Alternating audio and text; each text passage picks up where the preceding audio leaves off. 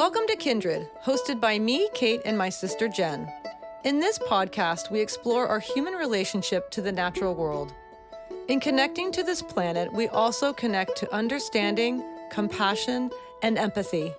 How can we see ourselves as not separate or above animals in nature, but a critical and integrated part of an active ecosystem? Through conversations with animal advocates, scientists, conservationists, and many others, we look to inspire a new awareness of how and why we connect to animals and nature in order to repair and restore our relationship to the natural world.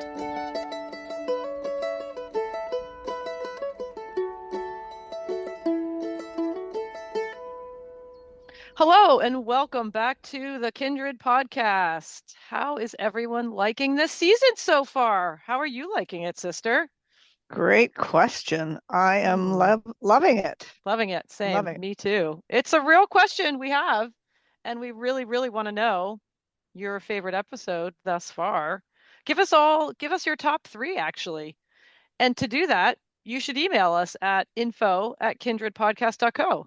Tell us your top three faves of this season or of all Kindred seasons. What are your favorite episodes? I would love to know that. That would be really super interesting.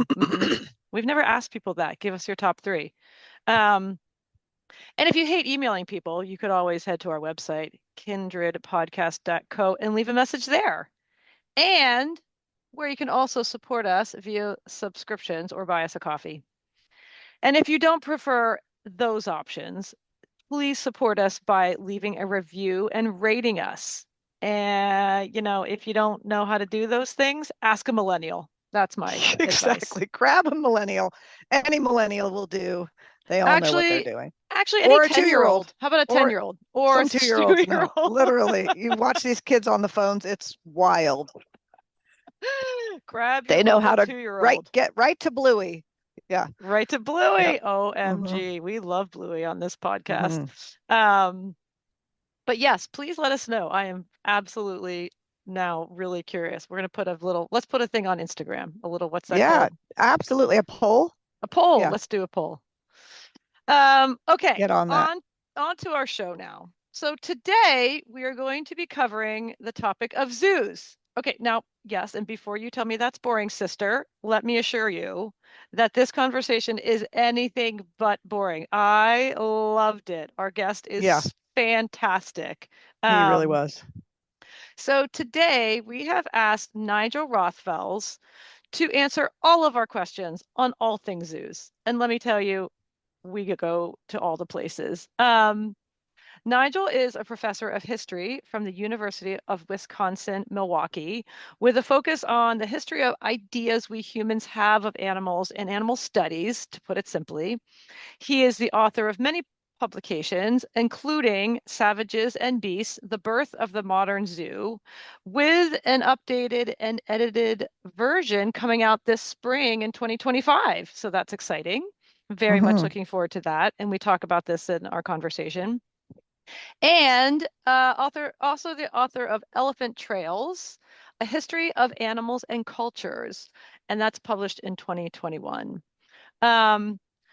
So we've had questions about zoos for a long time.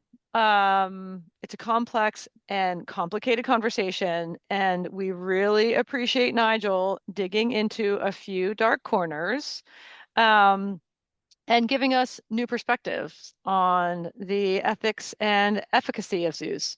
In doing so, we go back in history to the origin story of the modern zoo, which does include a time when select Native and Indigenous peoples were, quote, displayed for public viewing, sometimes without their consent, and I would say, fully informed consent.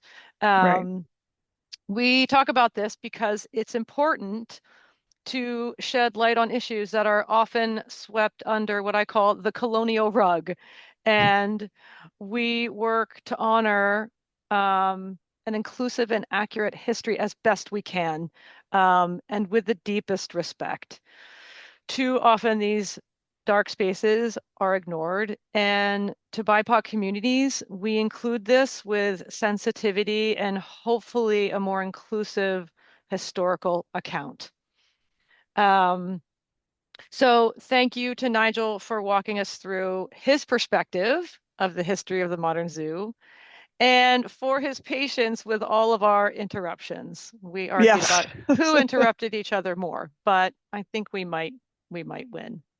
So, like I said, we had questions. Uh, It's just the hallmark of a very intriguing conversation because we were like, wait a second. We just had to, yeah, bust in. yeah, and I pushed back and he pushed back and Yeah. I loved it. It felt like Yeah. a real dialogue and I would love to have more of that conversation.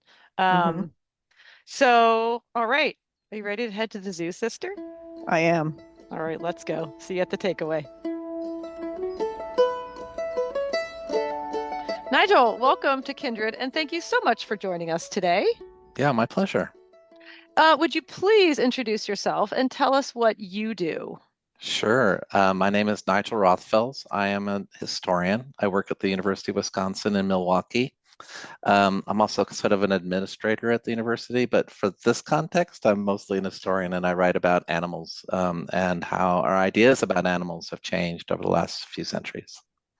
Well, boy, we have a lot of questions for you, and we're so Uh-oh. keen on hearing your perspective as a historian on all things zoos.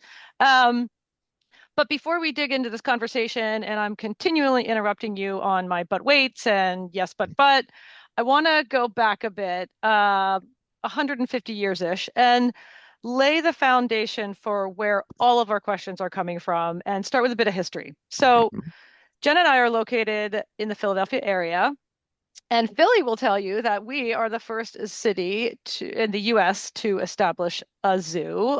New York City might have something to say about that, but we can fight about that later, and they're not here. So, talk to us about the motivation behind establishing zoos in the US and who led the way or pioneered the modern zoo. Oh, it's actually a really great question. I think part of the problem in all this is defining what we mean by a zoo, because that sort of sets out some of the problems of timing on this. Um, Sometimes I think that if you just look at collections of rare or unusual animals, they're like always there, like going back before written time, right? So going back to Mesopotamia, there are going to be Mm, collections of Hmm. unusual animals that people had. Um, with that said, something does begin to happen in the 19th century that might be a little bit different, and that's why I think your question is an important one. Um, Sometimes I think when people think about the first zoo, they are thinking of these big kind of public institutions where lots of people go um, who are, sort of relatively urban type people, and that it's not like a circus and it's not like a fairground. It's something a little bit more like um, a sort of a beautiful urban park, maybe, and mm, that there would be some nice buildings. And that, I think, sort of really begins in the wake of the French Revolution, actually in 1793, and is kind of like part of the sort of mission of the French Revolution, sort of pull animals away from the aristocracy and deliver them unto the middle class, right? And say, these interesting. Interesting. these are not animals for the powerful. They're here for our education and they're here for our recreation as well. So Okay. the first zoo, I think, in a kind of meaningful way, in that sort of public, large sort of venue in a city would probably be the Jardin des Plantes in Paris in Mm, 1793. mm, It's followed, and if you just like listen to the locations, it's followed like in London in 1828 with the Zoological Society of London's Zoological Gardens, mm-hmm. and then in Antwerp in 1843. Then comes Berlin in 1844. Philadelphia Zoo gets a zoo in 1874, Right. but it likes to sort of set like an earlier date for that, which is sort of from the 1850s, because that's when the charter of the Philadelphia Zoo was made. So Uh, it was delayed by this thing we had in this country called the Civil War and other things, mm, but the vision for it was laid in the Okay. the Central Park Zoo, you mentioned New York, Mm-hmm. is sort of in place physically in the early 1860s, 1861. So Okay. that's why there's this thing. I mean, Oh, 1861, okay. New York has a zoo, but Philadelphia says, yeah, but we started earlier. So, We had the idea first. you Yeah. had the I said it idea first. first. Mhm. So, own what you can. I got For you. And sure.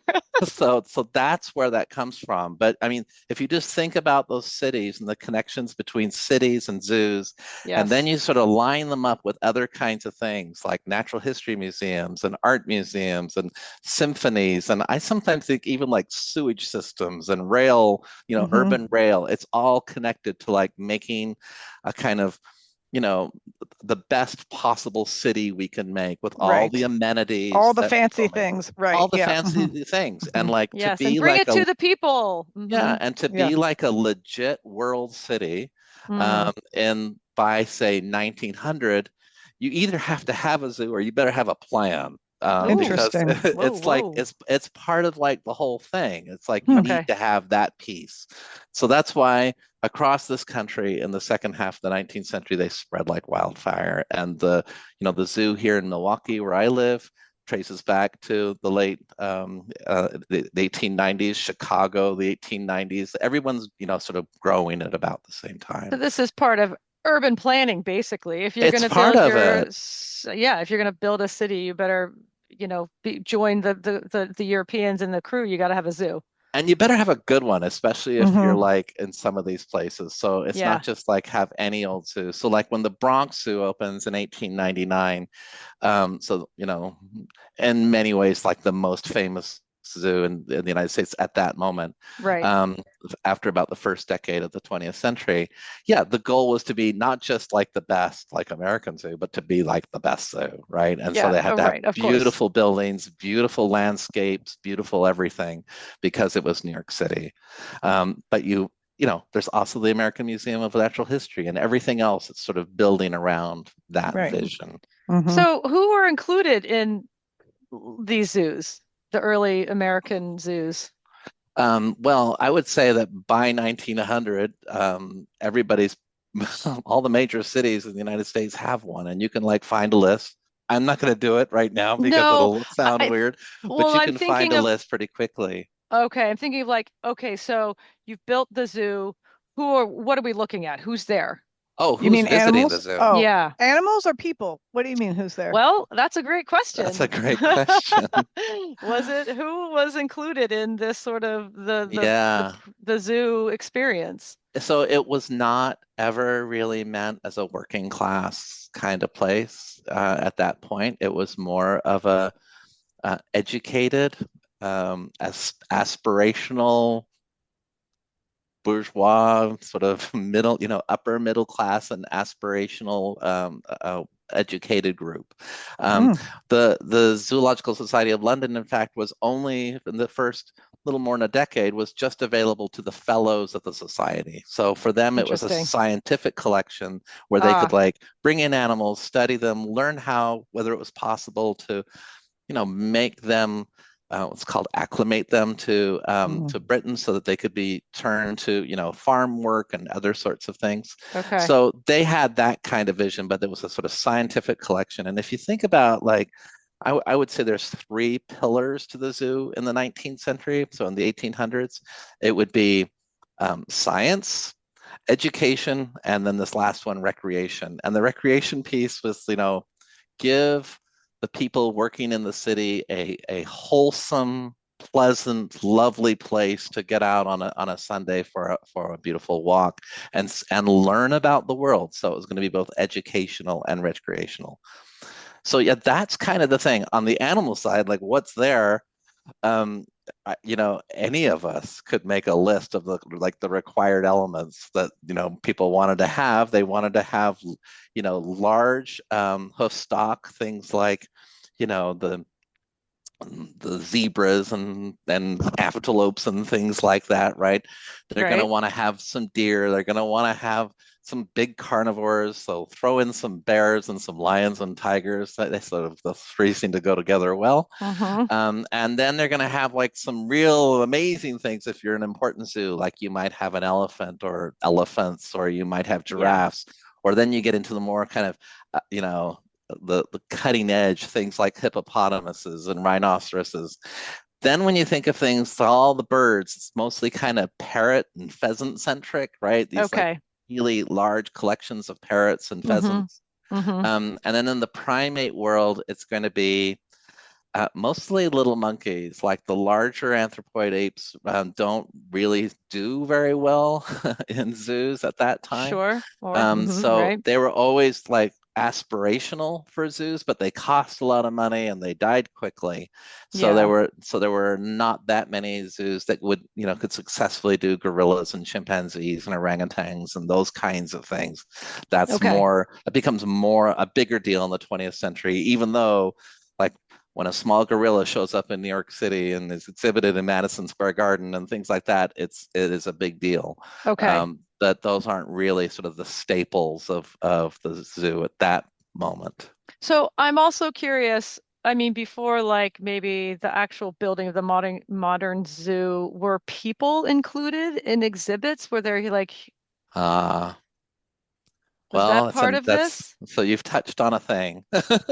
Um, so there is something going on at the same time, and I think I sort of mentioned in passing things like fairgrounds and circuses, and Right. there's a certain kind of overlap of a few of these things, like animals that might be in the circus for a while might go into the zoo, for winter quarters and things like that, or if they weren't a good fit, and the other way might sort of work. Right. And then there's just the spectacle of things. Mm. And you mentioned sort of, the exhibition of people in zoos. So one might think of like different kinds of traveling circuses that might have freak shows, what they would Yeah. be called at the time. Okay. Okay. So that was in place. Mm-hmm. And in freak shows in the early 1800s and even in the 1700s, and these kinds of traveling exhibits of various kinds, there would be occasionally like an exhibit of some unusual people from someplace in the world as well. And it's Yeah. like, oh, it's your big opportunity to see and fill in a blank, depending on where and when. There's lots of different possibilities. Yeah. But something does begin to happen in the second half of the 19th century, especially after about the middle of the 1870s, is that a lot of these very, very reputable large scale zoos, especially in Europe, also in the United States to a lesser degree, but especially in Europe, began to exhibit large groups of indigenous people from all around the world in kind of village settings. So Mm-hmm. the idea was like, we could bring a whole group of people from, say, the Midwest of the United States, indigenous people from the Midwest of North America, or from the Arctic, or from South America, or from Africa, or from India, and we can bring them and have them bring their tents and dogs and all their domestic animals and appliances, and have them basically live their lives as a kind of live ethnographic exhibit. And Okay. those became very popular, especially, as I say, after about 1875 or so. And they were often in zoos. And Wow, that so, is Yeah. crazy. Wow, that's so right. and that continued up to basically at that kind of scale up until World War One. Okay. Things begin to change after the sort of this kind of colonial moment. You might think about it, in the 1920s, 1930s. A lot of this becomes a little bit more sort of creepy for the public Oh, and more yeah. difficult to organize for lots of reasons. Mm-hmm. But the big sort of heyday of that is maybe about a 50-year period between the 1870s and beginning of World War One. And was that everywhere, United States and Europe, Yeah, or okay, it was not so much here, but it was here. A okay. classic one. I mean, if you've heard of the World's Columbian Exposition, which was in Chicago in 1893, that had large displays of villages from around the world too, and that's kind of an extension of this. As a matter of fact, some of the performers in these various things, they show up in this city here and then another city somewhere else, and so it's a kind of a circuit for the people who are performing in these exhibits as well. Right, But right. it's especially a big deal in Europe, Hmm. and it's especially a big deal I mean, in England and Germany and France. Okay. And you can kind of almost begin to imagine for yourself, well, like, why are those places? A little bit in Italy. And it has something Yeah. to do like with the sort of need in those countries to understand the world beyond their borders, especially their quote unquote colonial possessions. Well, right, and the colonial is the key word there, I think, Mhm. too. And colonialism is a huge part of this. Anthropology, the early, Yeah. anthropologists are all a part of this, and it's just something really important for us to highlight and just sort of. And I urge people to get online and look deeper into this. And because, certainly indigenous voices were not represented in these experiences. And we're experiencing a lot of the same dislocation and eradication that bison were at the time and all of this. So it's a creepy part of history. It's a really important, essential part of our history to be aware of and to know about. Um, Kate, I might just push back just the tiniest little bit on you on this go for it. about whether people could express themselves like the people who were being exhibited, whether it was only about them being shown.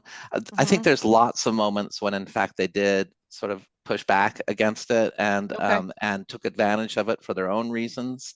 And I think that, there's lots of moments when somebody says, "Yeah, sure, take a pic. That's fine, but give me a tip at the same time." And they're Yeah. saying it to you in German, then they're saying it to you in French, and they're saying it to you in English.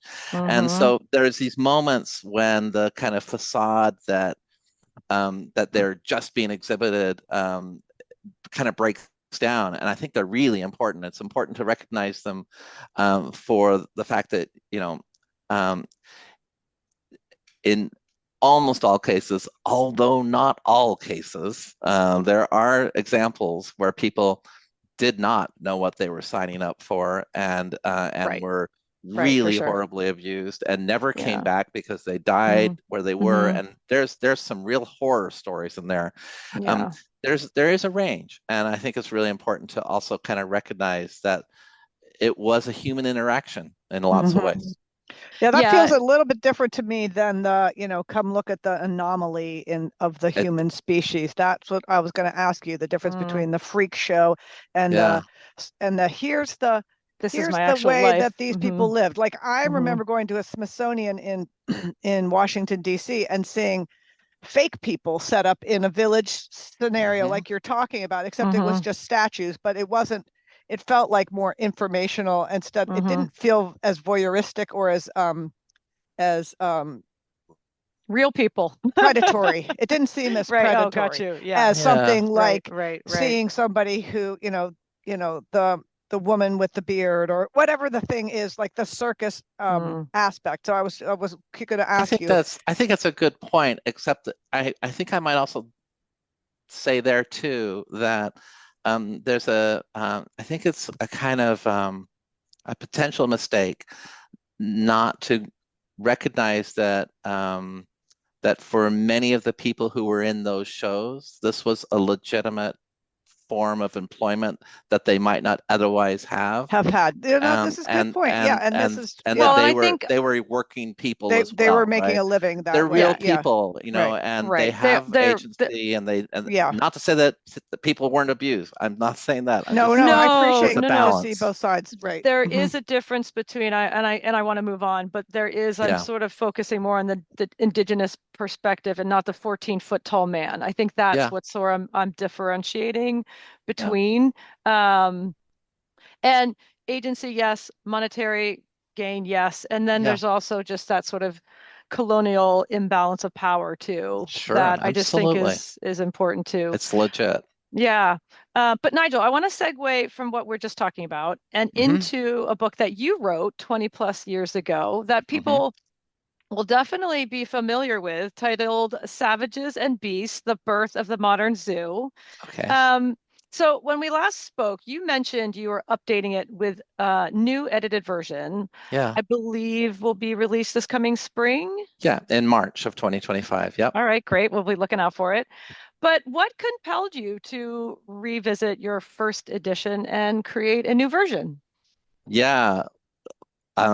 That's a wonderful question. Thank you so much. Um, uh, well, I'm not the same person I was 20 years ago. Fair enough. Let it be When true for I all of us.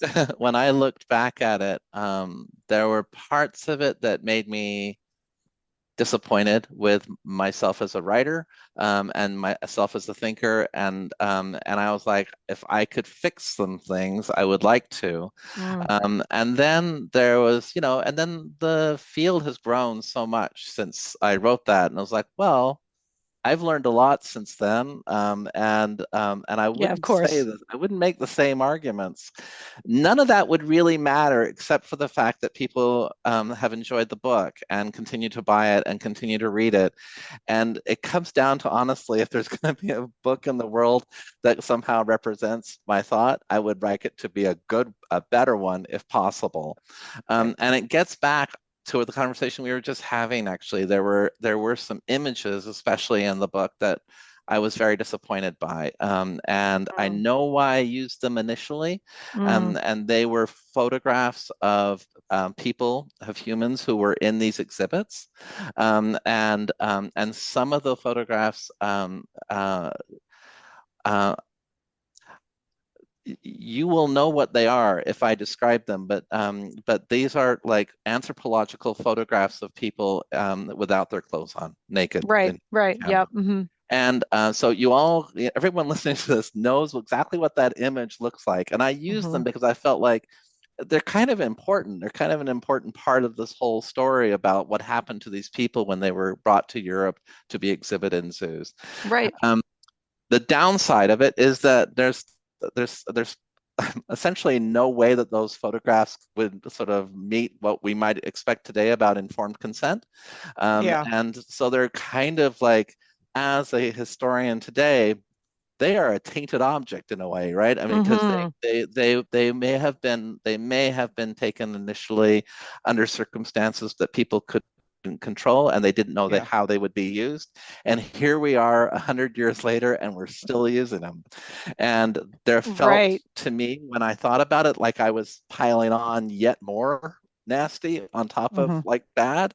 And Hmm. so it Right. was like, if I could fix that one thing, it would probably be worth it to me. I can't pull back everything that I put out there, but at least I could do something different now. And so what I did in the new one, there's about 50 images altogether in the book, and I just wanted like a whole new slate of images. And so I did a lot of new research, and what I did with those particular photographs is I swapped them out with photographs of people in Europe looking at the people in the exhibit. So rather than the photograph Mm. being people in the exhibit, I Oh, turned the sort of camera around. I said, yeah. this is what it's really about, right? It's not Yeah. really about, the book really isn't about, making more of a spectacle of these people, but trying of the people who are being exhibited, but making a spectacle of the people who are watching. And so I decided to try to look for those pictures and found some kind of amazing photographs of people looking at other people. Incredible. And that became sort of the way of sort of the reorienting of the book in general, and the sort of reorienting of my thinking about zoos and a lot of things, because it's about us and not what we're looking at. Well, absolutely. And I think it's really is connected to how so many of us continue to see animals as well, that these Hmm. objectified, separate, other, we're Hmm. not of the same, we're outside of each other, there Well, and for superior, this, superior. superior, all Yeah. of that. Yeah. And I think, Hmm. you know, and it is kind of impossible to talk about this stuff and not include the objectified human experience at the time and the people that were put on display and, Yeah. abused. It's just sort of like, it's sort of like these, you and I talked when we talked last about these objects of violence is really what they are. Yeah. And I love that you've switched the perspective that way is so great. Hmm. And, just thank you for doing that. Thanks. I'm so looking forward to this new edition. Oh, I just think it's what we all need to be doing is owning history and creating a truer narrative of what the experience was for and both sides. owning, if we make mistakes, Yes. it's okay to say, Right. like I was kind of I'm disappointed when I look at it, Well, Sure. and and Yeah. and And you get to and that's do and it okay. differently. to your Yeah. credit too, you only know what you know. And at that time, we Yeah. lived in a very different world, and Yeah. it's a testament to your evolution as a human being yourself, which I love that sort of corollary too. It's like we've all We've all done we've things. all and we've all And learned, continue to. So and yeah. Yeah. and you can only control what you know now. And so that is kind of beautiful too. That's not, you're not trying to eradicate who you were. That's all that you knew at that time. That's Yeah. where we were in our evolution as Yeah, humanity and where that's we've right. all come from. And I feel like it allows permission for us all to be, we're all works in progress, right? And I so agree. And I love that part of it. I will say, not in my own defense, but an accusation maybe of me, is that when I used the pictures to begin with, I still thought they were problematic. Yeah. But I kind of let myself be swayed by the starkness and importance I felt that they be there. And I will say, I am glad these photographs exist in the world. I think they Right. should exist. Right. I just don't think we need to see them all the time. Yeah. And Mhm. I think that there's lots of examples of kind of atrocity photographs, right? Yeah. And Yep. it's a question in my mind of like, what do you do with them, and Hmm. when do you use them, and how do you Hmm. use them? Right. And if you're using them to like kind of make a stronger argument, I think that's a misuse. It it I it just feel like you should be it able to do is. that with your words. So, Yeah. Absolutely. And we don't, yes, exactly. And really qualifying them for what they actually are mhm. is really important. So well done. Um, okay, so I want to dig into the topic of zoos in context to their conservation efforts and breeding programs. Now, bear with me, Okay. everyone. This is going to take me a minute, but there's a point here. Um, in terms of conservation, I can find examples of when zoos have worked to save species. And we have spoken with guests on this podcast about breeding programs that have certainly aided them in their conservation initiatives through breeding programs. An example would be Hmm. cheetahs. Um, Hmm. there are others we can talk about as well. But so I thought I would just, being local to, again, the Philadelphia Zoo, I thought I would jump on their website and see what their perspectives on conservation are and their reasoning on breeding programs. So I'm just going to read two quotes from that website. Um, First quote: collaborating with scientists, conservations, and veterinary professionals, zoos are often at the forefront of global groundbreaking research to better understand species and develop strategies for their preservation and care. As America's first zoo, Philadelphia Zoo has many times published leading research and methodologies that not only increase the quality of care for animals and human care, but also provided additional insight to protecting animals in the wild. And the second quote is: zoos around the world actively participate in breeding programs for endangered species. By carefully managing genetic diversity and breeding pairs, the aim is to bolster populations of threatened animals in human care and share new information that can aid researchers that work with wild populations. So, two things come to mind when I read this, and it leads me to ask you, our historian of the day, when it comes to species conservation, should we maintain our focus on supporting zoos to save endangered species, or is it more important to dedicate that time, money, expertise, and resources in protecting wild animals and save their habitats, ecosystems, and landscapes instead? Two, do the benefits of breeding programs and conservation efforts in zoos justify keeping animals in an unnatural setting, in my perspective, and a lifetime of living in captivity? And I am done. Just some very small questions there. Like in 20 words or less, Nigel. Go for it. In a Um, hundred words or less, let me Oh ask my you a question. goodness. I think the answer is no and yes. I thought yes, no. I can't remember now. I can No, ask it again. Do you want me to ask I think again? I could do better than that. I think it's absolutely true. It's undeniably true that the coordinated efforts of zoos have made it possible for there to be animals living today, species living today that would be gone. Right. That's just a thing. That's just a true statement. And one for me, you mentioned the cheetah and the sort of challenges of cheetah conservation. But another one for me more locally would be like California condors. Oh, yes. There would not be like California Yeah. condors if there wasn't this like moment when all the remaining wild condors were brought into captivity and were through a lot of like hard work and careful science and everything else that this population was increased, and and there is a sort of reintroduction program of sorts that has happened with condors, and you can go now to parts of the United States and be outside and look up and see a flying California condor.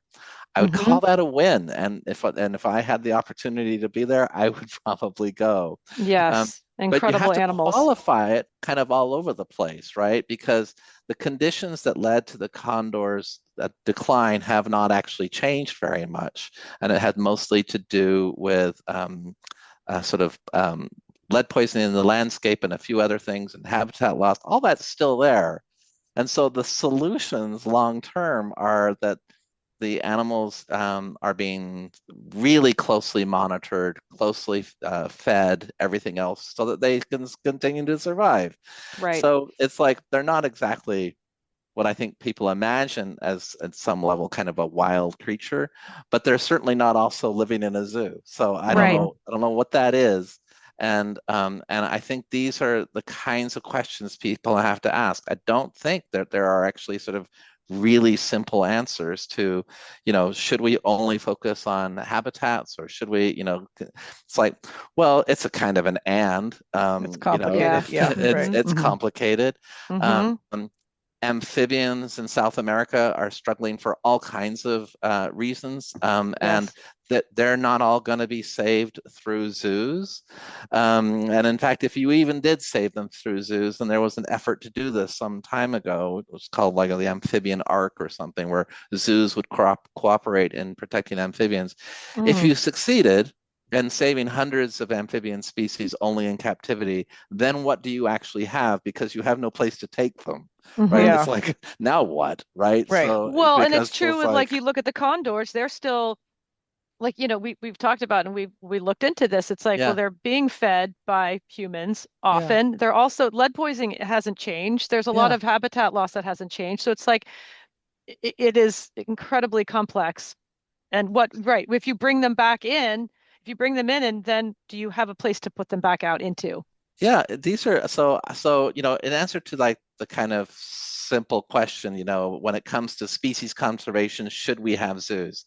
Zoos have become part of an answer to a kind of you know uh, wild or ex situ, in situ conservation programs, right? So Right. part of it you're doing in captivity in some form, and part of it you're doing in the I'm using air quotes that people can't see, in the wild. Um, but those are so currently that's kind of a strategy that people have. Right. Is it worth it? Um, well, I mean, we've talked before. I mean, zoos are going to be there. I mean, it's Yeah. like I don't see any in my life, and you're both a little younger than me. In your lives, I don't think they're going to be going away, right? So if they're not Right. going away, I would just assume that they do some that Some that they good not for that these. they Yeah. not only kind of focus on like the kind of hot dogs and soda, and that they Right. focus on a few other things. I think that would be great, and I think that Yeah. they generally Fair. do that. So Yes. could Yes. they do more? Undoubtedly, they could do more. Hmm. And so Well, I those think the are questions. California condor is such a great example. And again, we'll put links to that in our show notes and on the website because it's an incredible story. Um, Condors are one of my favorite birds. They're absolutely the spectacular animal, and we're safe. Yes, we're saving. So, yay zoos for that, right? Jesus, Oh my gosh, oh take my edit gosh. that out. Someone edit that out. But I will say Um, at the same moment, right? You mentioned yeah, like, things living their lives in an unnatural setting, right. right? I think like the argument for an orca, honestly, this just doesn't make any sense to me. It's like, Right. I'm sorry, that's Right. just kind of crazy. Right. But like a gazelle, like a little like Thompson's gazelle or something that is like the 10th generation of living in this little, grassy area at a zoo. I'm not actually, I think it's a zoo animal. It lives in zoos. It doesn't live in Africa. It lives in a zoo down the street. And I think it's possible to make that life a flourishing existence. So I think there's not a single answer.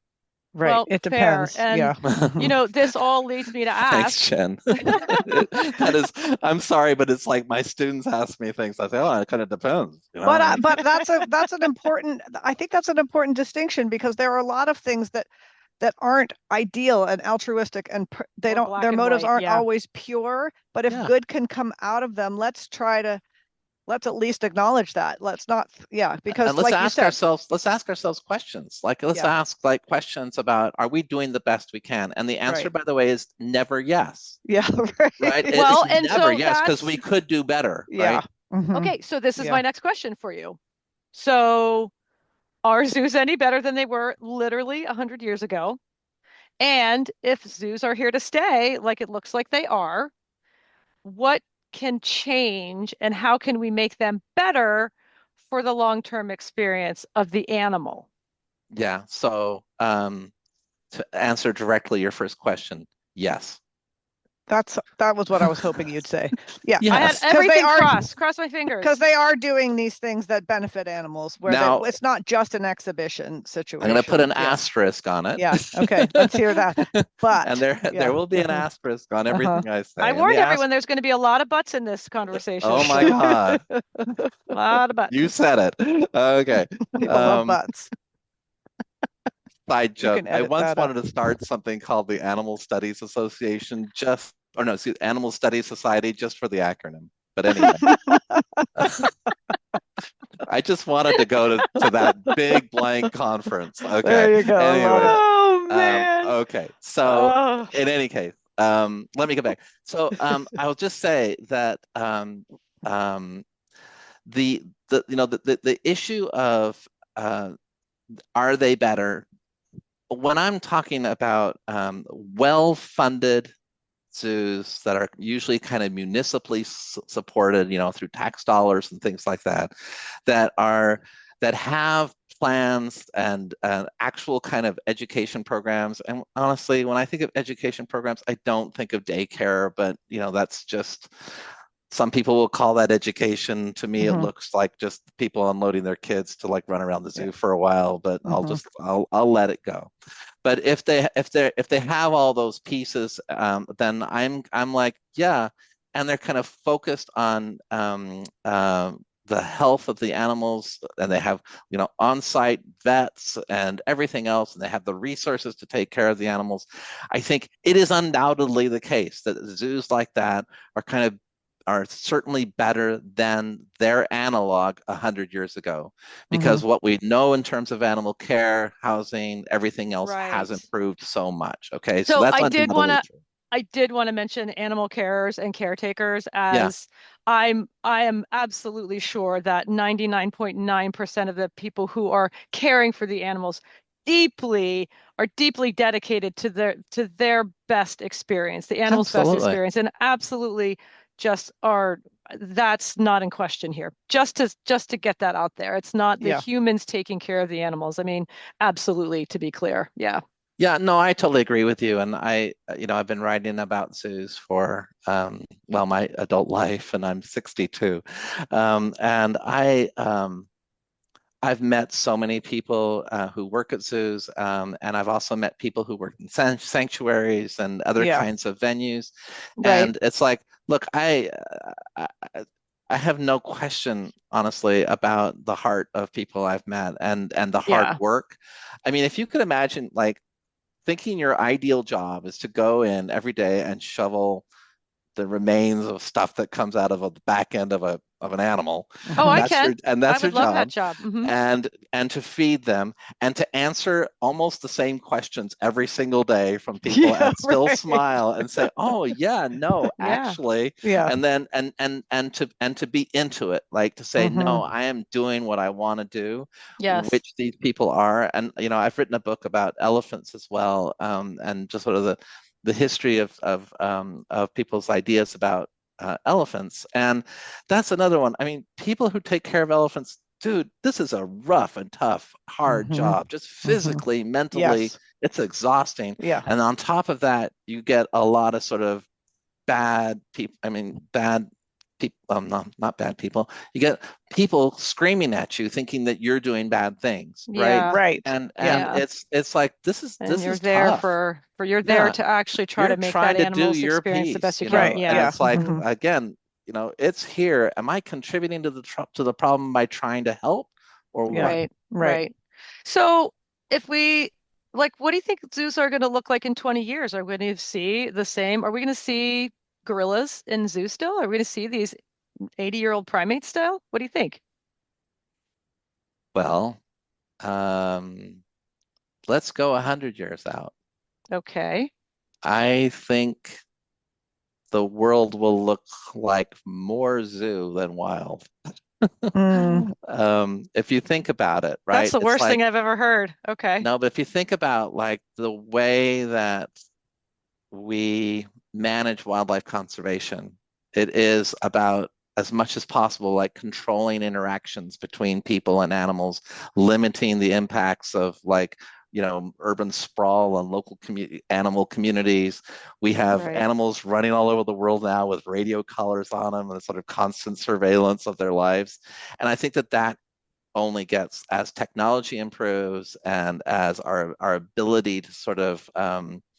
manage animals in places other than zoos increases over time, which it does, then I Interesting. think that the world ends up having kind of more of a sense of animal control, not less.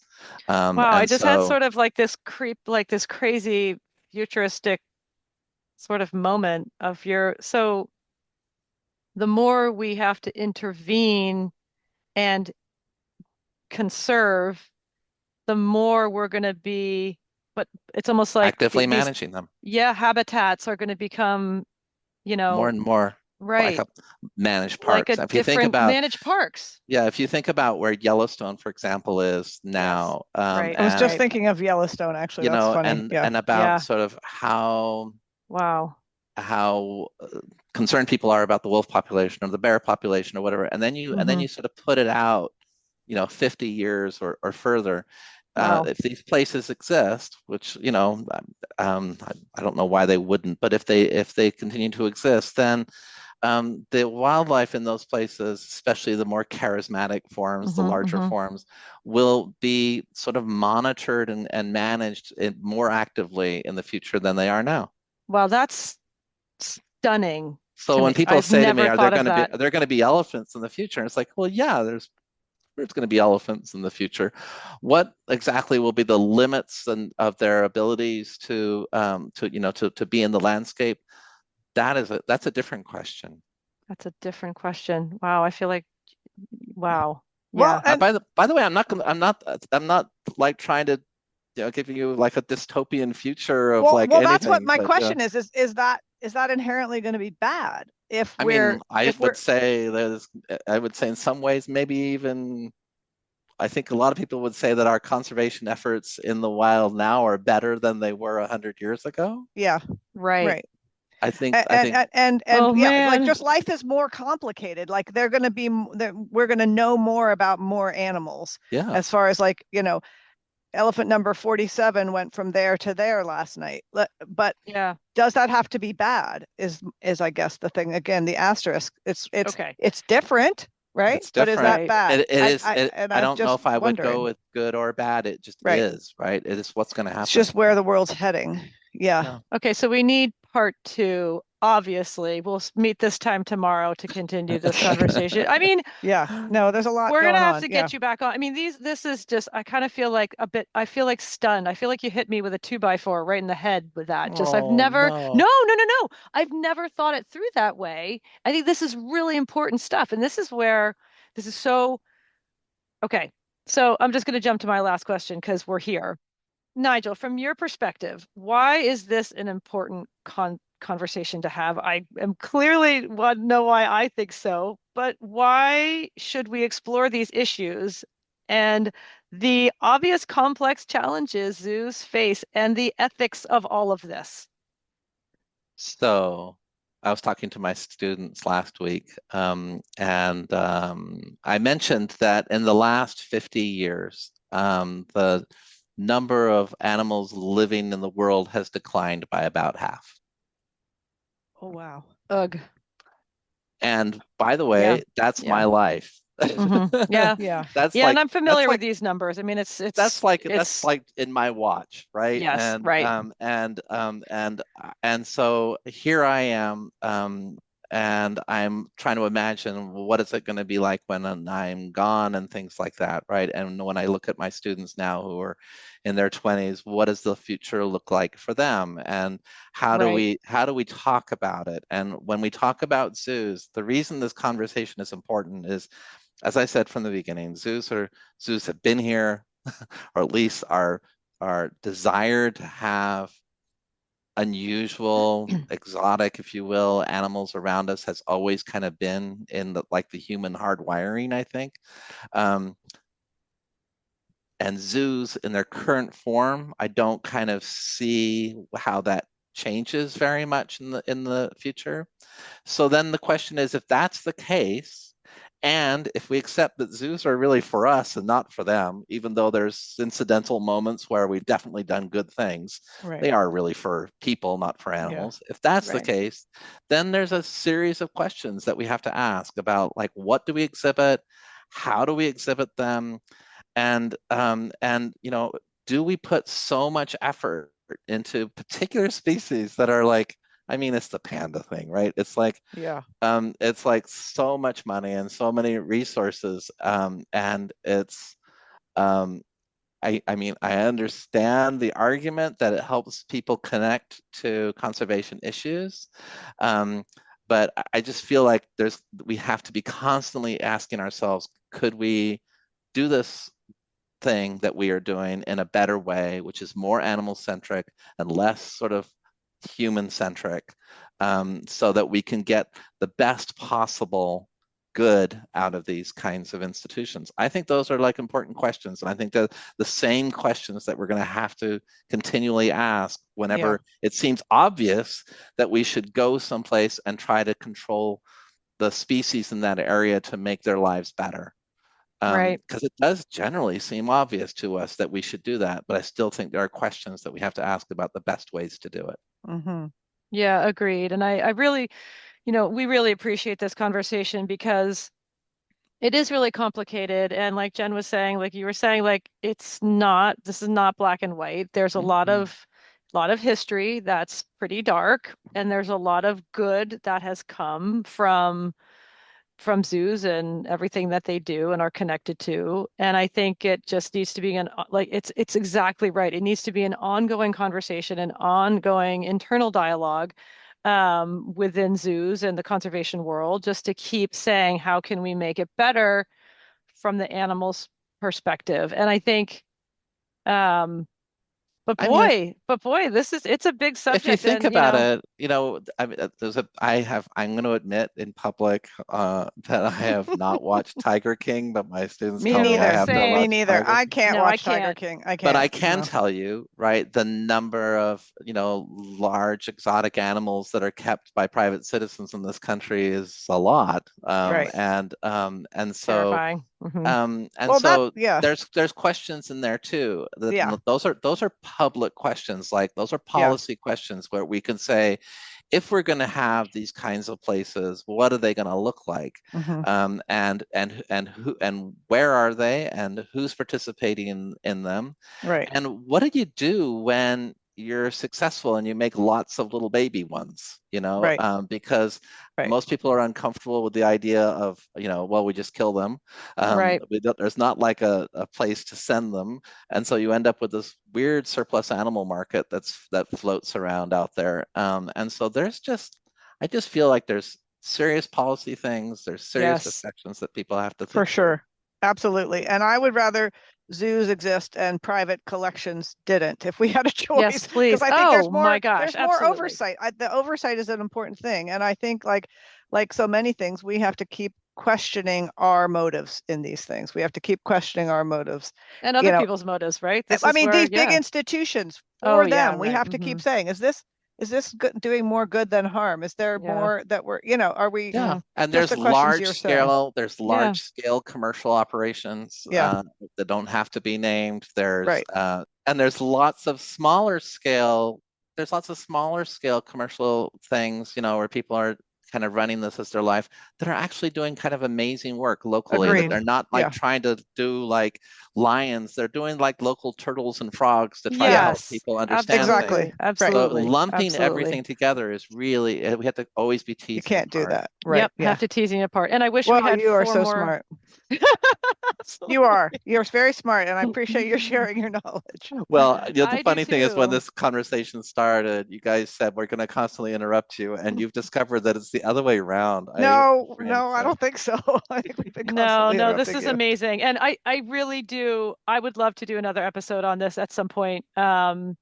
Because I think we've just literally, I had to move on through things. We just literally just sort of like looked at the surface. I don't even believe we've even really scratched it. So, yeah, Nigel, thank you so much for your time today. You're total absolutely pleasure, you brilliant. guys. Your Thank your you so your much. perspective and ownership of your own world and what you keep highlighting is really critical, and we so appreciate it. And then Yeah, Well, and I'm for thank you. excited off. for your book. I'm excited for your book coming out, your new book. And thank you guys for sharing your platform with me a little bit because I really appreciate the podcast. My students, when I told them I was going to be on Kindred, they were like all on their phone. That's a really high-rated podcast, and Oh, that's cute. kudos to you guys. That's And yeah, very thank you cute. for the opportunity. All right, take care and long Yeah. live Zeus. To be determined. Thank you. Take care, you guys. Thanks, Nigel. Hey everyone, and welcome back to the takeaway. Wowza. I mean, we need to do a part two of this. I really feel Oh, like for sure. there's so much more I want to dig into. Yeah. And because along the way, I had all the questions, but then it was just bringing up more questions to me, and Right. I'm so grateful to Nigel for his patience and having this conversation with us because I struggle with zoos, and I think it's because it's like any space that holds another being from where they should be, like from their natural habitat. It's hard for me, and I'm grateful to be able to talk through my perspective in this space with Nigel because he holds that space for us and what we can do better, right? Like I felt like he held the space for, yes, this is complicated. And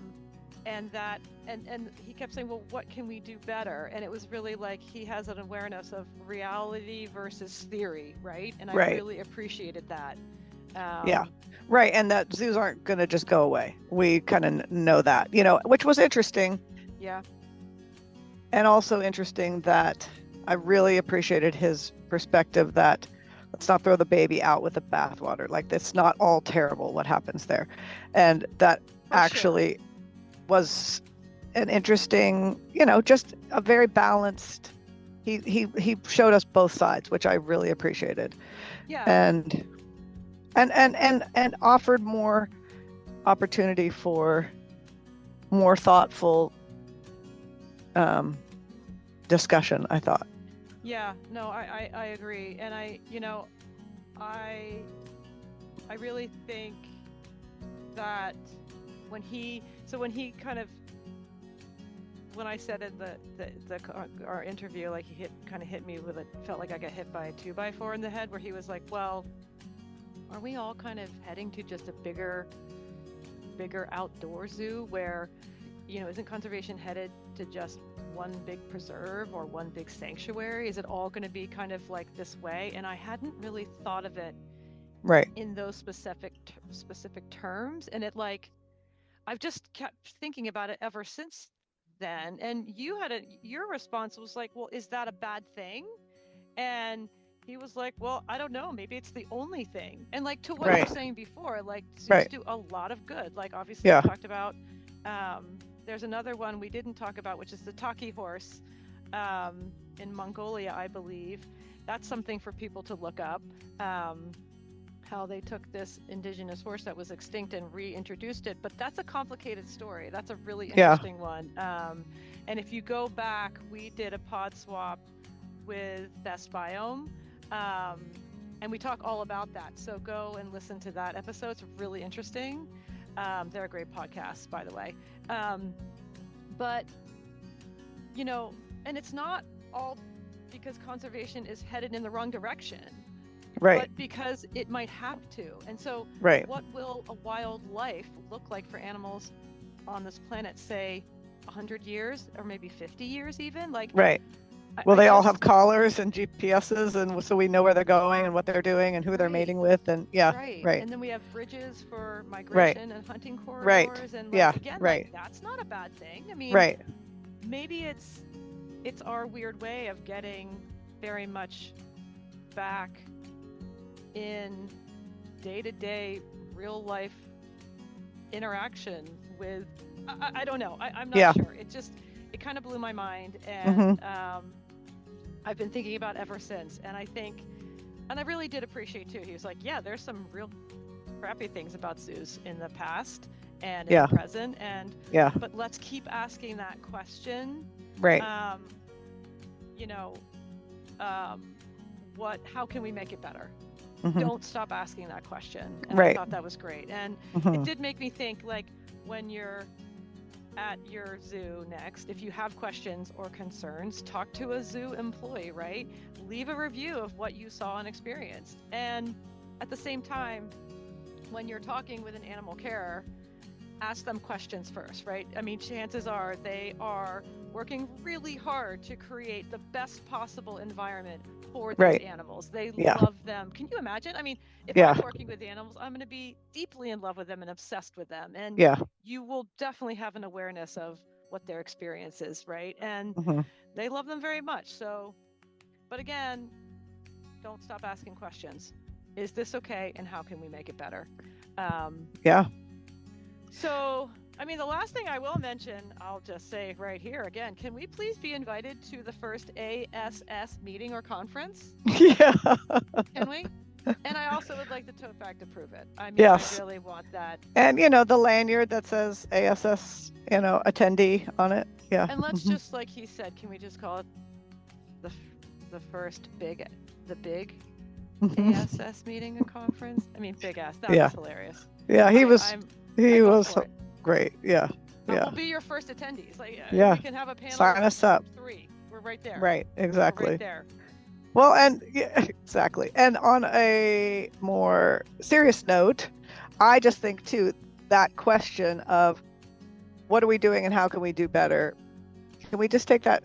Could we take that into every part of life and just move through the world asking those questions? Like, okay, what are we doing and how can we do better? Yeah. Would be really good advice for kind of everything, just like that. If we just started there kind of every day. Good just morning, that self-reflection.